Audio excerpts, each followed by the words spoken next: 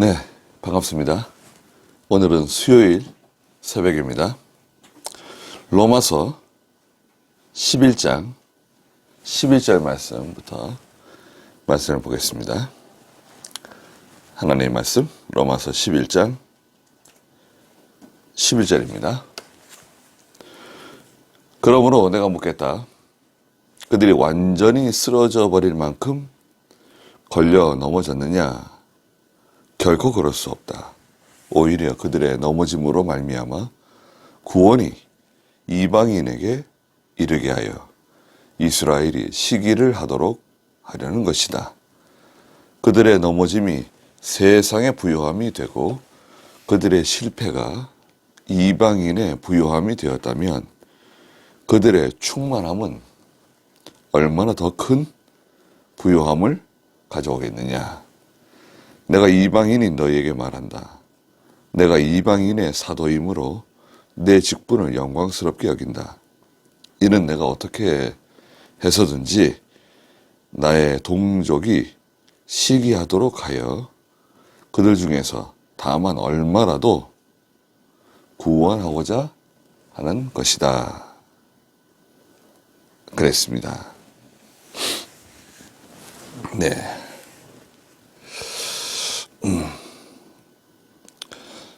8절에도 말씀하셨습니다. 하나님께서 오늘날까지 그들에게 혼미한 영과 보지 못하는 눈과 듣지 못하는 귀를 주셨다.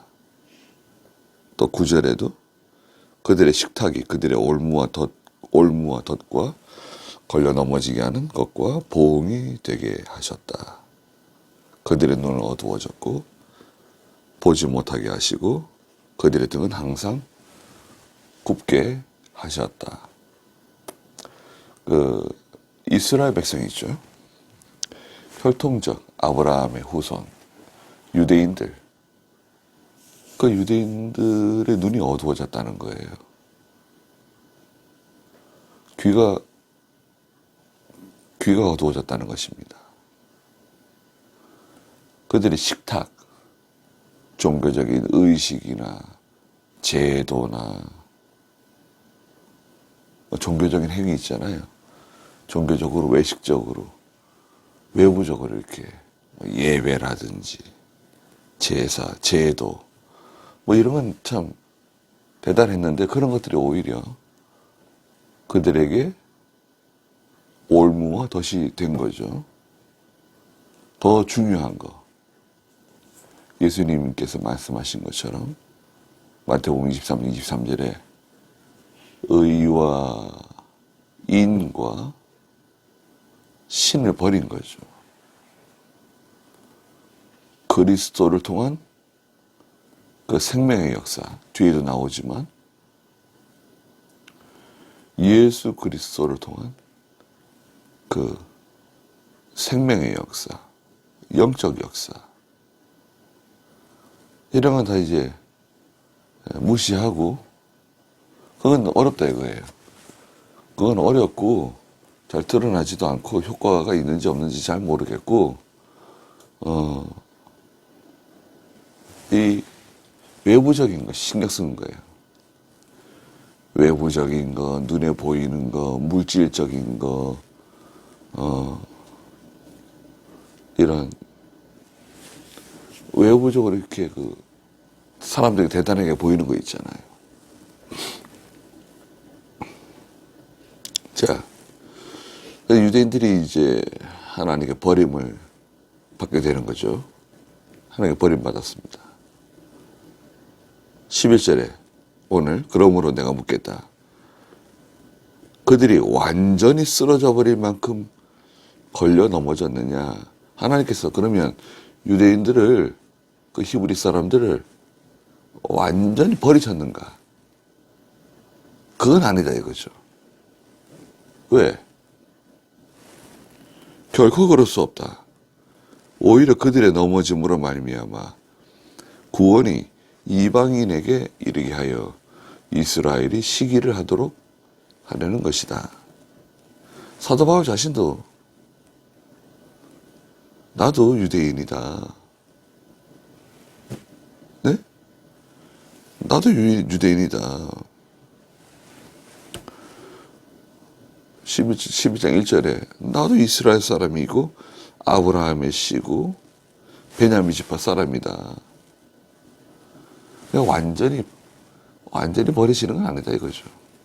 목적이 뭐냐? 하나님 두 가지 목적을 가지고 계시다는 거예요. 그 이스라엘이 쓰러짐으로, 유대인이 쓰러짐으로 인해서 하나님의 구원이 이방인에게로 갔다는 거죠. 하나님의 사랑이 이방인들에게까지 이제 이르게 되었다는 겁니다. 그리고 두 번째는 그 결과로 인해서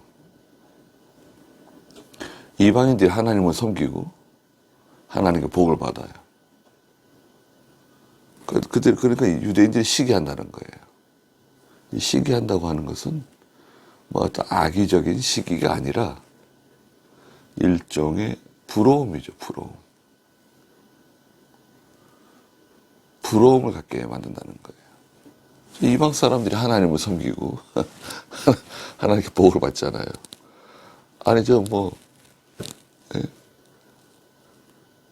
동방의 끝인 변방인 대한민국 사람들이, 한국 사람들이 예수 믿고 교회를 짓고 하나님 잘 섬기고 기도 많이 하고 선교 많이 해서 하나님께 복을 받고 의외 아닌가요? 자기들은 뭐예요? 자기들은 예수님 잡아다가 십자가 못 박아 죽이고 교회를 핍박하고 예수 믿는 사람들을 핍박하고 지금껏 그러고 있는 거 아니에요. 지금껏 그러고 있습니다. 물론 예루살렘이나 이스라엘에 교회들이 이제 많이 세워지고 있긴 한데 좋아하지 않습니다.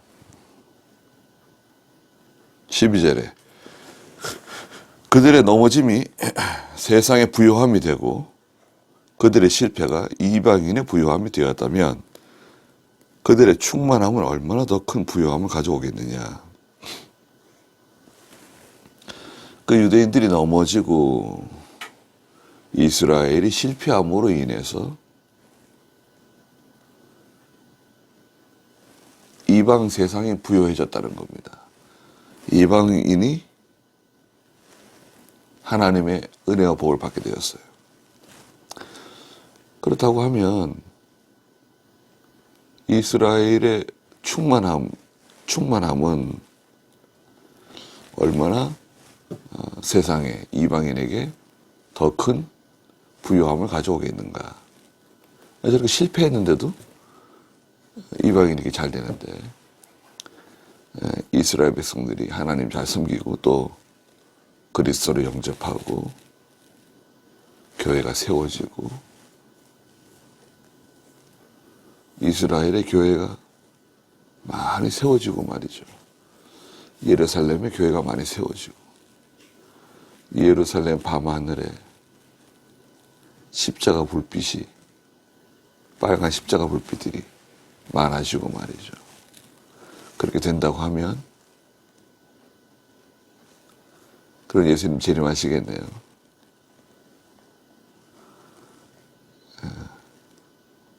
유대인들이 돌아오는 것이 하나님의 뜻이에요.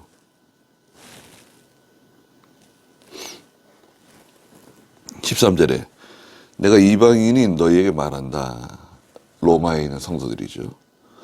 이방인인 너희에게 말한다. 내가 이방인의 사도이므로. 사도 바울은 12사도 가운데 이방인의 사도로 부르심을 받은 거죠. 내 직분을 영광스럽게 여긴다. 사도 바울이 물론 이방인의 사도라고 해서 이방인에게만 복음을 전한 건 아니죠. 흩어져 있는 유대인들에게 또 복음을 많이 전했죠. 그래서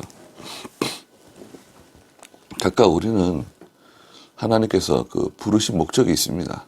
여러분.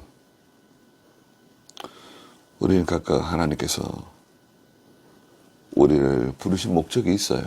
여러분들을 예수 믿게 하시고 은혜 주신 목적이 있습니다. 그것을 우리는 이제 사명이라고 그러죠. 사명. 사명이라고 하는 말은 반드시 해야 할 일입니다. 내가 반드시 해야 할 일. 사명. 사명을 충성스럽게 잘 감당해 나가면 하나님께서 귀한 은사들을 주시죠. 네, 은사. 카리스마라고 하는 은사를 주십니다. 또 은사를 잘 감당해 나가면, 잘 사용하면 하나님께서 능력을 주십니다. 두나미스라고 하는 하나님의 큰 능력을 덧입게 되는 거죠. 능력 있는 성도, 능력 있는 하나님의 종이 우리는 돼야 됩니다. 그래서 이 능력은 눈에 보이는 게 아닙니다. 또 능력이라고 하는 것은 뭐 죽은 자를 살리고 병자를 일으키고 그런 어떤 드러난 능력이 아니라 하나님 말씀을 순종할 수 있는 능력, 죄를 이길 수 있는 능력을 말합니다. 유대인들은 표적을 구하고요. 헬라인들은 지혜를 찾잖아요. 사도 바울은 나는 살아계신 예수 그리스도를 전한다. 아니 무슨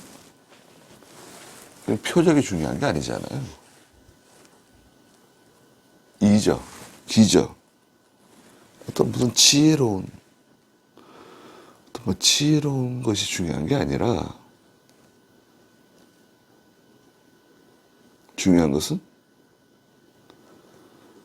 예수 그리스도를 잘 증거하는 그런 믿음에 저희가 돼야 됩니다.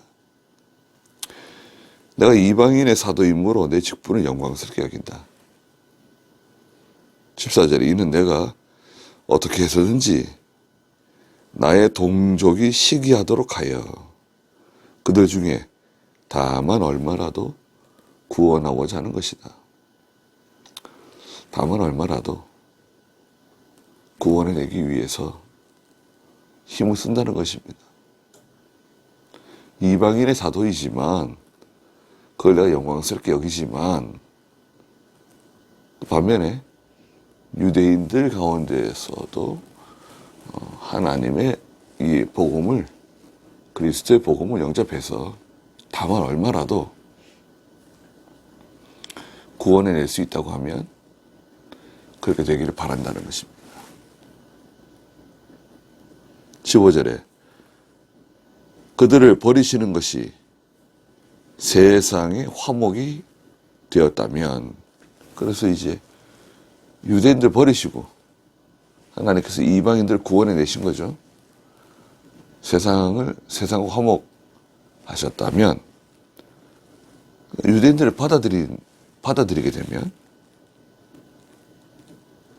그것은 죽은 자들 가운데서 살아나는 것이 아니고 무엇이겠는가? 죽은 자들 가운데서 살아나는 것. 죽음이라고 하는 것은 무엇입니까? 죽음이라고 하는 것은 육체와 영의 분리죠. 죽음은 육체와 영의 분리죠. 근데 사도 바울이 말하는 이 죽음이라고 하는 것은 멸망이에요, 멸망. 멸망은 하나님과 분리되는 겁니다. 하나님과 분리되는 거. 그리스도와 분리되는 거. 영원히 하나님과 분리된 사람. 예수 그리스도와 분리된 사람. 그건 죽음이에요. 사망이에요. 멸망이에요. 지옥 불구덩이에요.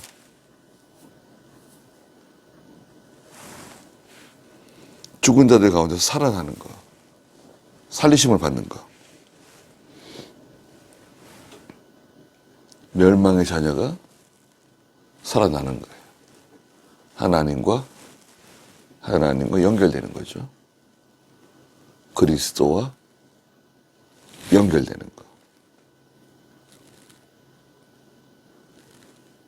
우리가 그리스도와 연결돼가지고 하나님의 자녀가 되고 생명의 역사를 체험하는 거 아닙니까? 우리가 받아들인 거 아닙니까?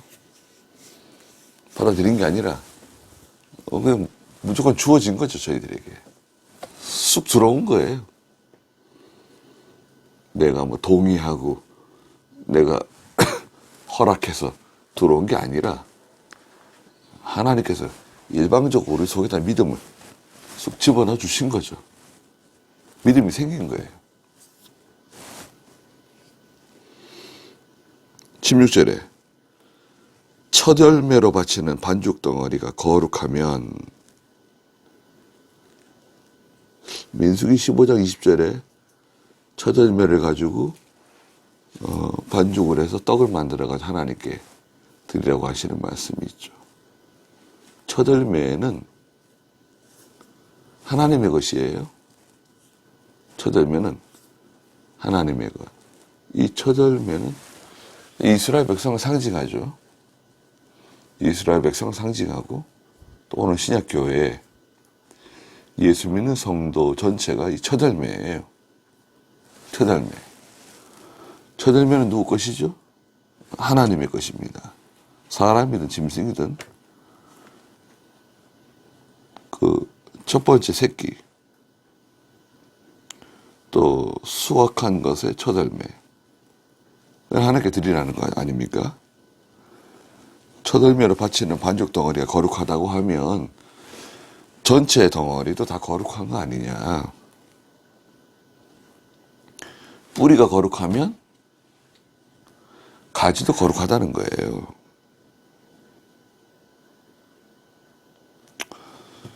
그럼 첫 열매로 바치는 그 덩어리는 여기서는 무엇을 말합니까? 이스라엘 족장, 아브라함, 이삭, 야곱, 또 넓은 의미로는 야곱의 12아들까지 족장들이라 그러죠. 이스라엘 족장 시대. 이스라엘의 족장들이 거룩하면 전체 조상들이 그 참 믿음 좋은 조상들을 가지고 있잖아요. 그러면 그 후손들도 그 영향 안에 들어오는 거죠. 그들도 거룩한 거고. 아니, 뿌리가 거룩하면 아브라함, 이삭, 야곱, 또 이스라엘 12지파 거룩하면 또 그 가지도 거룩한 거 아니냐. 예를 들어서 야곱이 아버지를 속이고 형의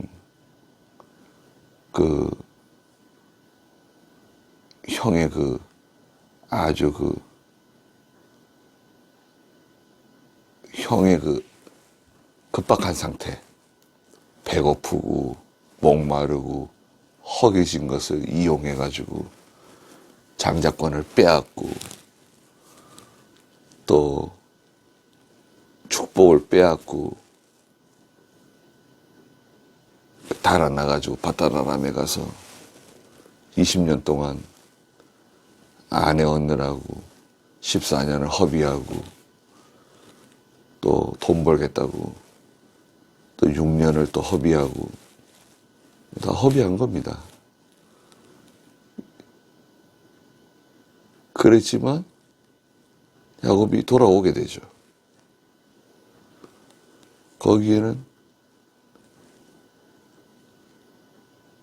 아버지 이삭의 영향이 있고 또 할아버지 아브라함의 영향이 있는 거죠.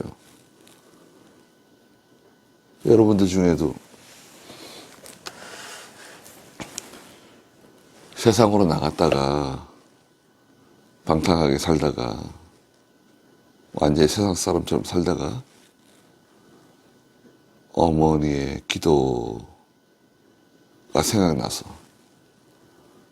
또 어렸을 때 가족들과 함께 신앙생활하고 주일학교 다니고 그런 것이 다시 생각나서 하나님께 돌아오신 분들도 계시잖아요. 다시 돌아올 수 있다 이거죠. 거룩한 뿌리. 그 영향 계속 받는 거예요. 주변에 그런 믿음 좋은 가족이나 부모, 형제, 친구가 있다고 하면 그런 선한 영향을 받게 되는 거죠. 네. 선한 영향을 받게 돼 있습니다. 첫 열매로 드려진 그 떡덩어리가 거룩하면 전체도 거룩한 것 아닌가.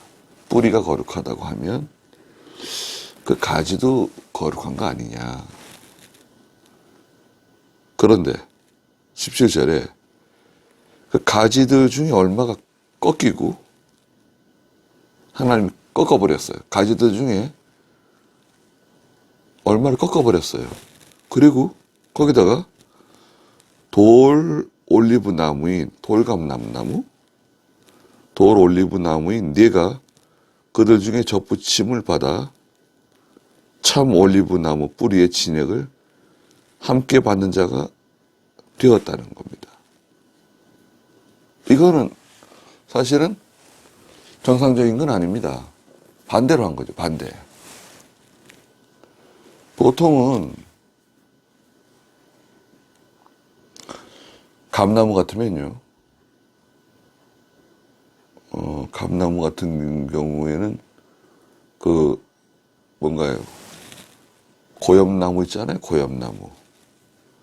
고엽나무를 심어가지고 고엽나무가 이제 좀 자라게 되면 그 가지를 이제 잘라내고 거기다가 감나무를 접붙이죠.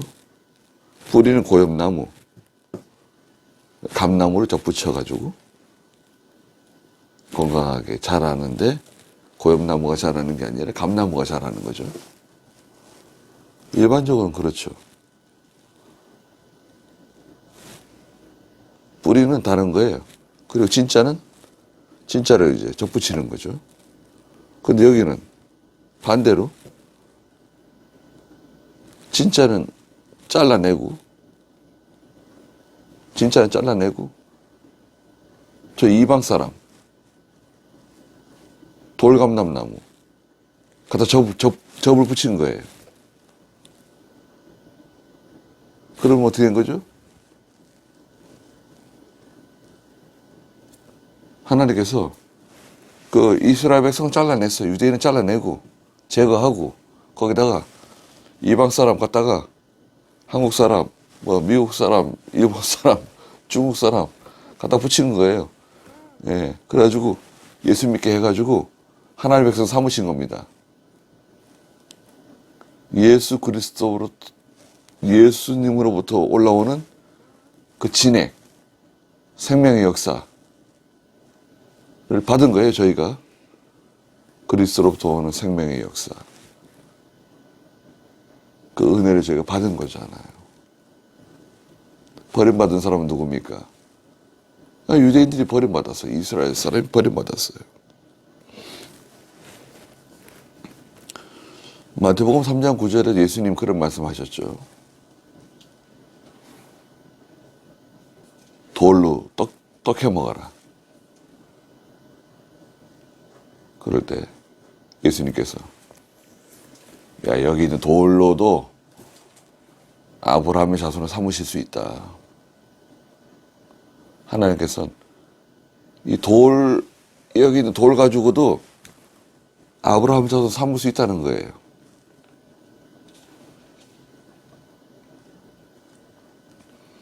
저희들은 특히 우리 한국 사람들, 우리 조상들 어떤 분들이었습니까? 우리 조상들도 뭐 고생이 많았죠. 고구려, 고려 시대,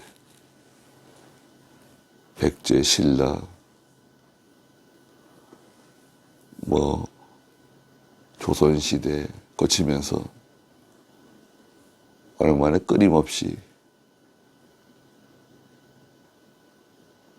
고초를 많이 겪었습니까? 또 수많은 외세의 침입을 이겨내고 막아내고 그렇게 살았잖아요. 한 50년 전만 해도요. 한 60년 전? 한 60년 전만 해도 우리 한국의 남자들 평균 수명이 46세, 여자분들이 한 48세,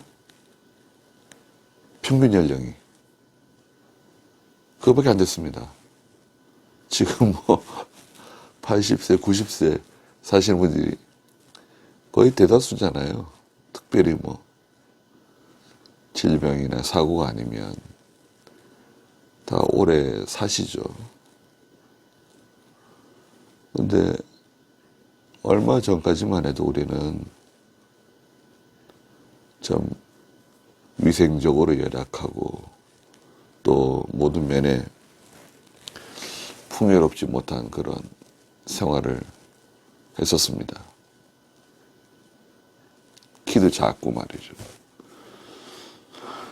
보릿고개는 뭐 말할 것도 없고 그전에는 참 얼마나 더 궁핍하게 살았겠습니까? 예수 믿었나요?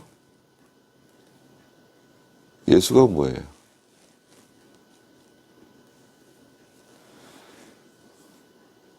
선교사들도 와가지고 자기들의 좋은 환경을 다 버리고 이 참 미개한 이 한국 땅에, 이 조선 땅에 와서 그들에게는 야만과 같죠.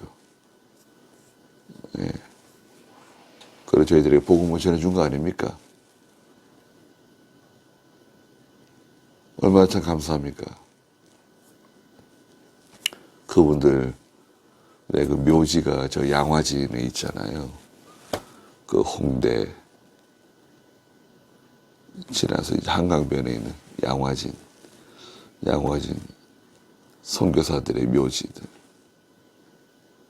한 번씩 가볼 필요가 있습니다. 또 용인 지나서 양지에 가면 순교자 기념관이 있습니다. 믿음의 선배들, 순교자들, 그들이 어떻게 순교를 당했는지, 그분들의 얼굴을 보면서 많은 걸 느낄 수가 있습니다. 자, 우리는 돌감람나무, 돌올리브나무였는데 하나님께서 그 참 올리브나무 가지들 꺾어버리시고 돌올리브나무인 네가 그들 중에 접붙임을 받아 참 올리브나무의 그 뿌리의 진액을 함께 받은 자가 되었다. 그러니까 너는 18절에 그 가지들을 향해서 자랑하면 안 되는 거 아니냐. 자랑할 게 없다는 거예요. 자랑하지 마라. 자랑한다 하더라도 사실은 네가 뿌리를 지탱하는 게 아니라 뿌리가 너를 지탱하고 있는 거 아닌가. 그걸 잊어서는 안 된다는 거예요. 얼마나 참 감사한 일입니까? 얼마나 참 감격적인 일입니까? 그러면 19절에 네가 말하기를 가지들이 꺾인 것은 내가 접붙임을 받게 하려는 것이었다. 그렇게 말할 수도 있다는 거예요. 내가 접붙임 받게 하려고 하나님께서 가지들 꺾어버리셨다. 20절에 맞다. 옳은 말이다. 그들은 믿지 않아 꺾였지만 너는 믿음으로 접붙임 받고 세우심을 받았다. 그러니까 교만한 마음을 품지 말고 오히려 두려워해라. 21절에 하나님께서 본래 가지들도 아끼지 않으셨는데 네가 만약에 잘못하면 어떻게 되겠냐. 본래 가지들도 하나님이 아끼지 않고 내버리셨는데 네가 교만해가지고 네가 잘난 척하고 네가 뭐 잘해서 하나님께 복을 받는 것처럼 대단한 것처럼 생각한다고 하면 하나님께서 내버려 두시겠냐. 너도 벌받을 수 있다는 겁니다. 지옥 가는 건 아니지만 하나님의 은혜에서 그만 낙오될 수 있다. 빌립보 2장 12절에서는 남은 때를 두려움으로 떨림으로 보내라는 말씀하셨죠. 빌립보 2장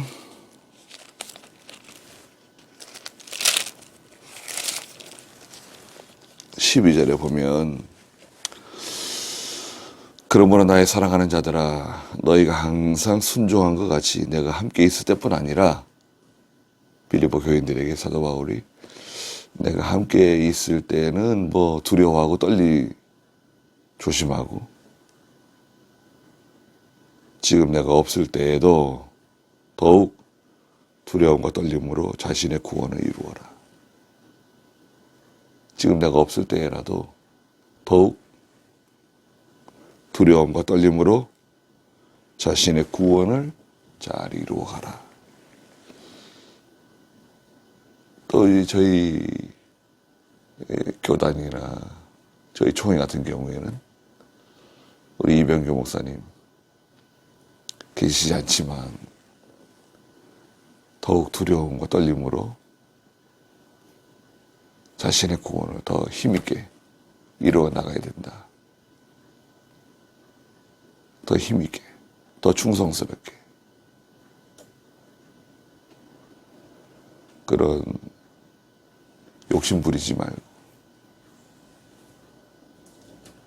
어떤 것이 하나님이 기뻐하시는 것인가 우리는 생각해 봐야 됩니다.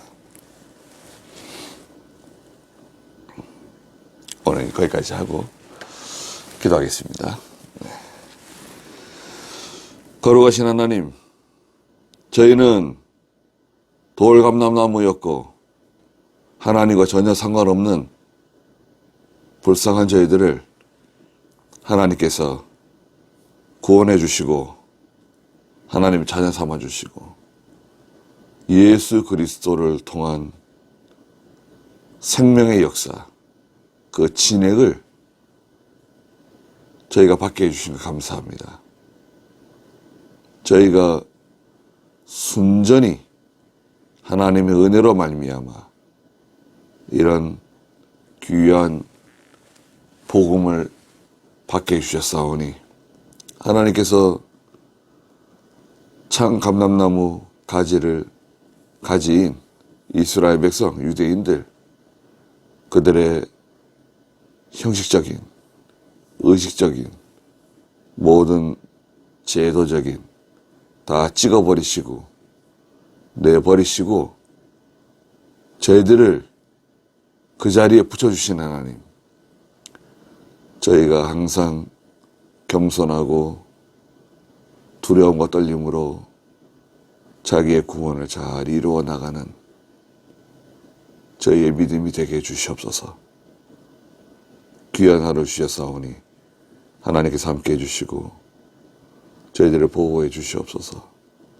예수님의 이름으로 기도드리옵나이다. 아멘.